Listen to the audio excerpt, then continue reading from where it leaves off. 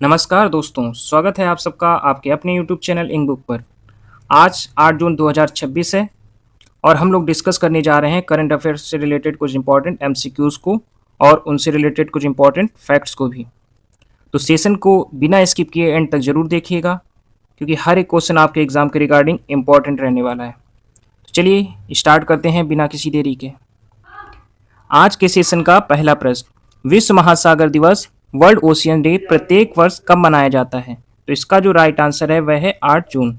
8 जून को प्रत्येक वर्ष वर्ल्ड ओशियन डे के रूप में मनाया जाता है।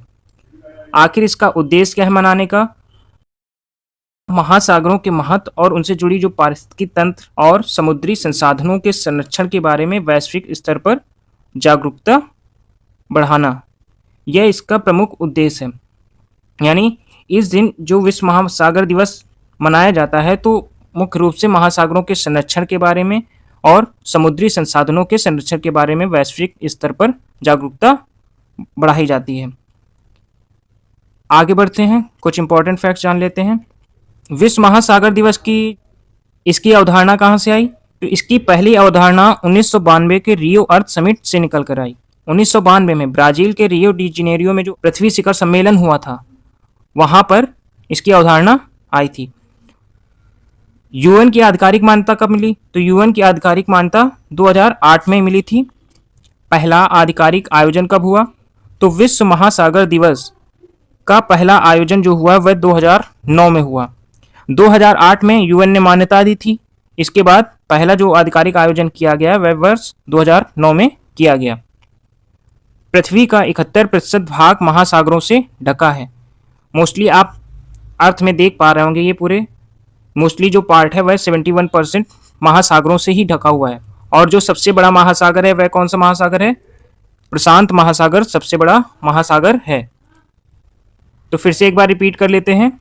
विश्व महासागर दिवस 8 जून को मनाया जाता है।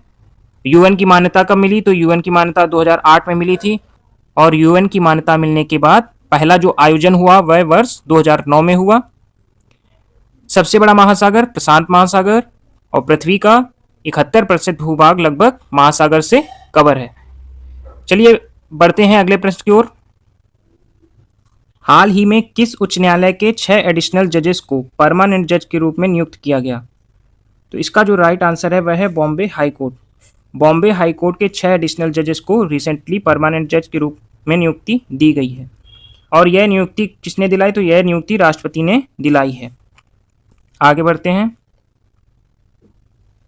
कुछ इंपॉर्टेंट फैक्ट्स हैं यहाँ पे मेंशन कर दिए हैं, ये आप पढ़ सकते हैं।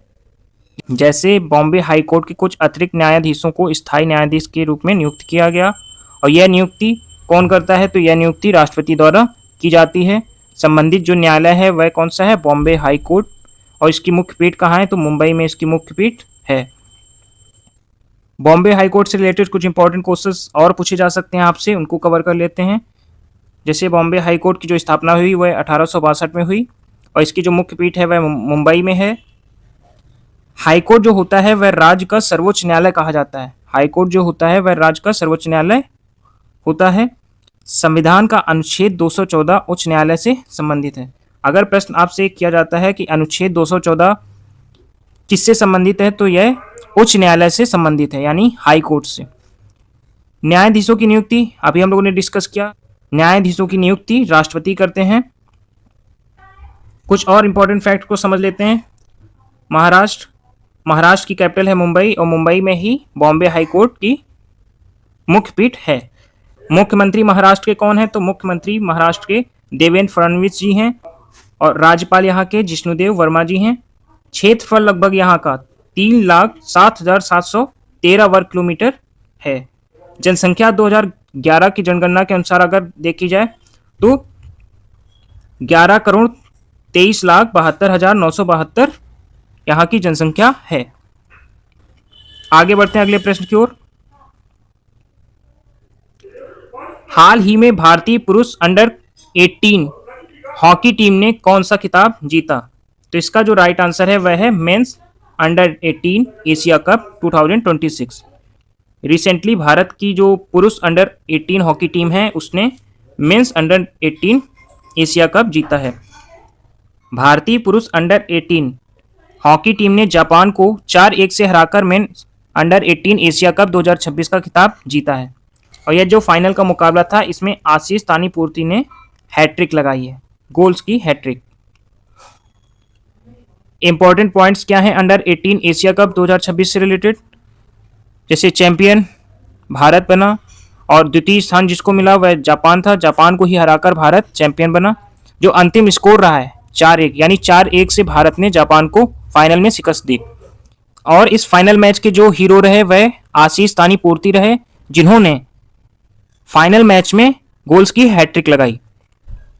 अंडर 18 एशिया कप 2026 का आयोजन जो हुआ था वह काकामिगाहारा जापान में हुआ। प्रमुख बातें क्या रहीं?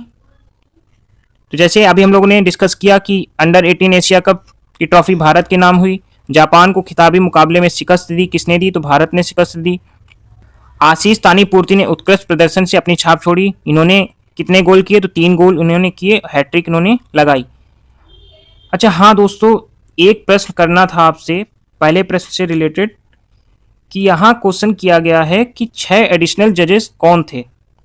तो उन 6 एडिशनल जजेस के नाम आप कमेंट बॉक्स में जरूर बताएंगे, वो भी आपसे एग्जाम में पूछा जा सकता है। आगे बढ़ते हैं अगले प्रश्न की ओर। हाल ही में 4000 साल की क्लाइमेट हिस्ट्री किस नदी द्वीप से जुड़ी स्टडी में सामने आई?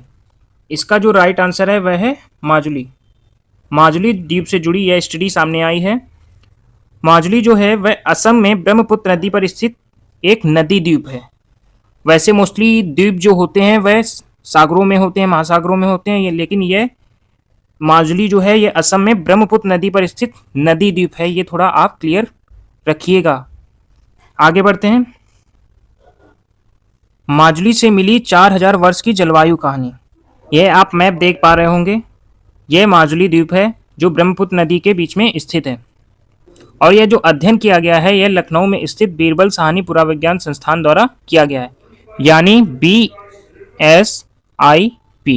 बीरबल साहनी पुराविज्ञान संस्थान। यह लखनऊ में स्थित है। इसके द्वारा यह अध्ययन किया गया है। लगभग 4 वर्ष पूर्व का डाटा निकाला गया हो। कैसे? तो वैज्ञानिकों ने यहाँ की जमीन की खुदाई करके यह पता लगाया कि पिछले 4000 सालों में यहाँ का मौसम कैसा था और अब कैसा है, तो उसमें कंपैरिजन किया गया है। मीन्स जलवायु परिवर्तन पर रिसर्च हुआ है। इंपॉर्टेंट पॉइंट जो है ऑलरेडी हम लोगों ने डिस्कस किए, जैसे नदी ब्रह्मपुत्र है, ब्रह्मपुत्र नदी में ही यह माजुली द्वीप है। और माजुली जो है द्वीप ये असम में है। प्रमुख तत्व: विश्व का प्रमुख नदी द्वीप माजुली को कहा जाता है। ब्रह्मपुत्र नदी पर यह स्थित है। असम का सांस्कृतिक केंद्र भी है ये। जलवायु परिवर्तन अध्ययन का महत्वपूर्ण क्षेत्र है। देख ही रहे हैं इस क्वेश्चन में पूछा गया है जलवायु परिवर्तन से रिलेटेड, तो यह जलवायु परिवर्तन अध्ययन का महत्वपूर्ण क्षेत्र भी है। सत्र संस्कृति के लिए प्रसिद्ध। सत्र का मीन्स यहां पर है मठ। मठ संस्कृति के लिए यह प्रसिद्ध है।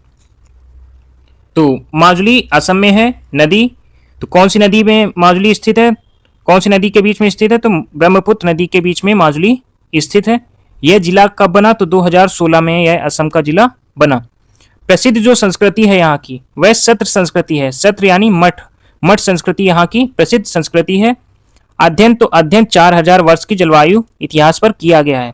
और किस तरीके से किया गया अभी हम लोगों ने डिस्कस किया कि यहाँ पे खुदाई करके लगभग 4000 वर्षों का जलवायु इतिहास खंगाला गया है। आगे बढ़ते हैं अगले प्रश्न की ओर। हाल ही में वेस्ट बंगाल लेजिस्लेटिव असेंबली ने किस डिजिटल इनिशिएटिव के लिए समझौता ज्ञापन पर साइन किए हैं, यानी MOU हस्ताक्षरित हुआ है? तो इसका जो राइट आंसर है वह है नेवा, यानी NEVA। अब नेवा का फुल फॉर्म क्या है? तो नेवा का फुल फॉर्म है नेशनल ई विधान एप्लीकेशन।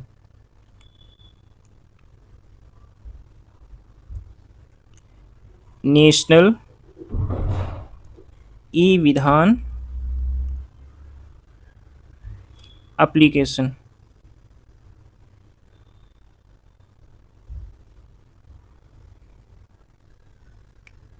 यह इसका फुल फॉर्म है। आखिर उद्देश्य क्या है? तो नेवा का उद्देश्य विधानसभाओं को पेपरलेस डिजिटल प्लेटफॉर्म बनाना है। यानी इस पहल का जो मुख्य उद्देश्य है वह विधायी कामकाज यानी विधायकों के जो सवाल होंगे, नोटिस बिल जो भी होंगे, उनको डिजिटल और पेपरलेस बनाना है। राज्य पश्चिम बंगाल, राजधानी कोलकाता और पहल क्या है? नेवा। और इस पहल का उद्देश्य क्या है? पेपरलेस लेजिस्लेचर यानी विधानसभा जो होगी वह पेपरलेस होगी। और पेपरलेस हो जाएगी तो जितने भी विधायकों के सवाल आएंगे, नोटिस आएंगे या बिल होंगे, उन सभी को डिजिटल किया जाएगा।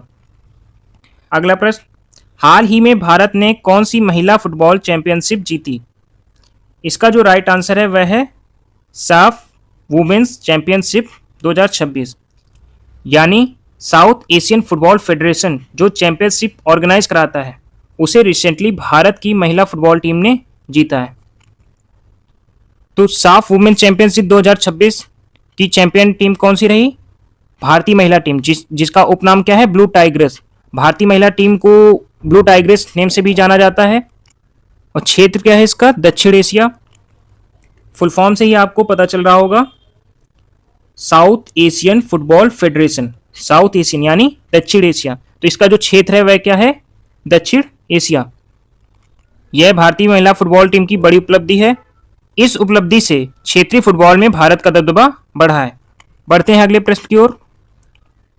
हाल ही में नेपाल के लिए voice first language translation platform विकसित करने हेतु भाषिनी ने किस विश्वविद्यालय के साथ समझौते ज्ञापन पर हस्ताक्षर किए?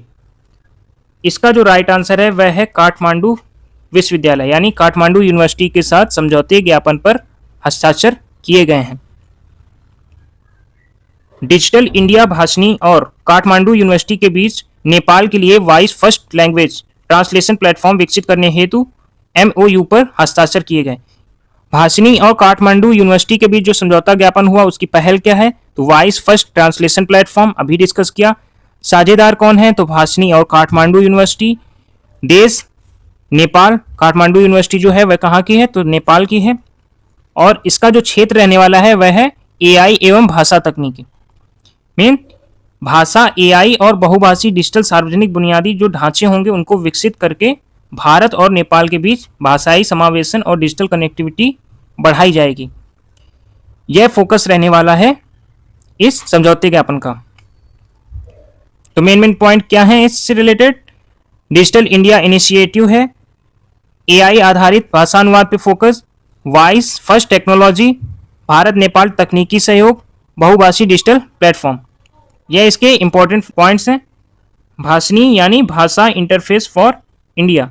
और इसका जो समझौता ज्ञापन पे हस्ताक्षर हुआ जिस यूनिवर्सिटी के साथ, वह किस देश की है? तो वह नेपाल की है, काठमांडू यूनिवर्सिटी। क्षेत्र जो रहने वाला है वह AI लैंग्वेज रहने वाला है। तो दोस्तों ये था आज का सेशन। आज का सेशन आपको कैसा लगा आप कमेंट बॉक्स में ज़रूर बताइएगा। वीडियो पसंद आया हो तो लाइक ज़रूर करिए, कमेंट करिए, चैनल को सब्सक्राइब करिए और दोस्तों के साथ शेयर भी करिए। PDF जो है वो आपको हमारे टेलीग्राम चैनल से मिल जाएगी। तब तक ऐसे ही आप पढ़ते रहिए, आगे बढ़ते रहिए। जय हिंद।